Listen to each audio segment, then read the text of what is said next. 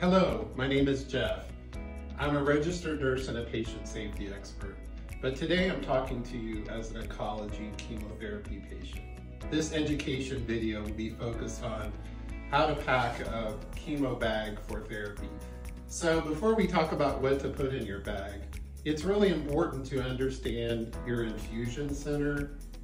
You want to understand where it is, how you're going to access it, parking. You're also going to want to know what the infusion center is set up and how it's set up.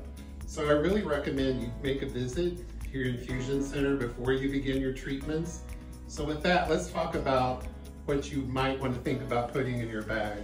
The first thing that's critical to keep you at all time is some type of Q&A journal. You want to use this to document your questions and answers when you go to your infusion visits, because you may be seen by a practitioner with some blood draw before your infusions begin, and they may update what's going on with you from a health perspective.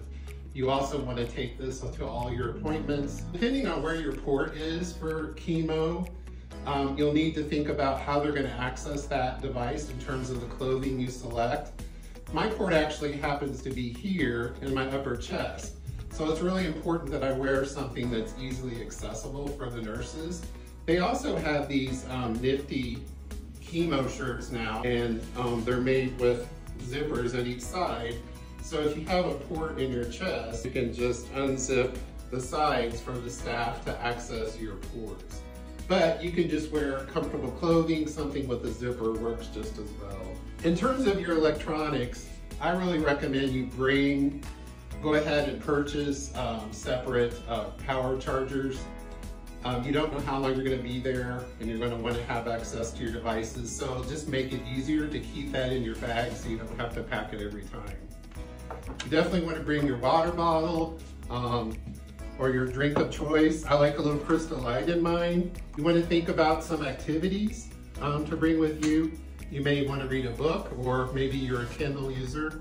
I also have some other activities that I bring with me that I like to do, which is an adult coloring book. So I actually bring my own pencils and book. You want to make sure you talk to your infusion center about meals or snacks. Do they provide those, or do you need to bring those yourself? One thing that's really helpful if you do have issues with nausea is the ginger chews. They're really great to help if you're having nausea without taking some medication. You want to have a nice warm fuzzy blanket if you get cold, or comfortable shoes. This is one a friend of mine gave me that has inspirational words on it. I really like it because it's real fuzzy and comfortable. If you're into essential oils, that may be helpful to bring. You want to have something that's calming. This one's lavender that I like to put on during or before my infusions.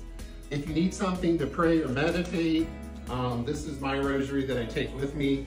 But if any other ways you practice, you need beads or anything else you may use to help you pray or meditate. I call this my little bee bell. I think it's important to celebrate the small wins that you may have. Maybe you've had an improvement in how you're feeling, or you've had an improvement in your test results. So I like to have a little bee bell to ring. I actually use this and ring it with the nurses. When I feel like I have a win, I want to celebrate. So I hope these are helpful tips to you in preparing your chemo bag. Remember, as a patient, you always want to speak up and ask questions. There are no dumb questions, just bad answers. Thank you.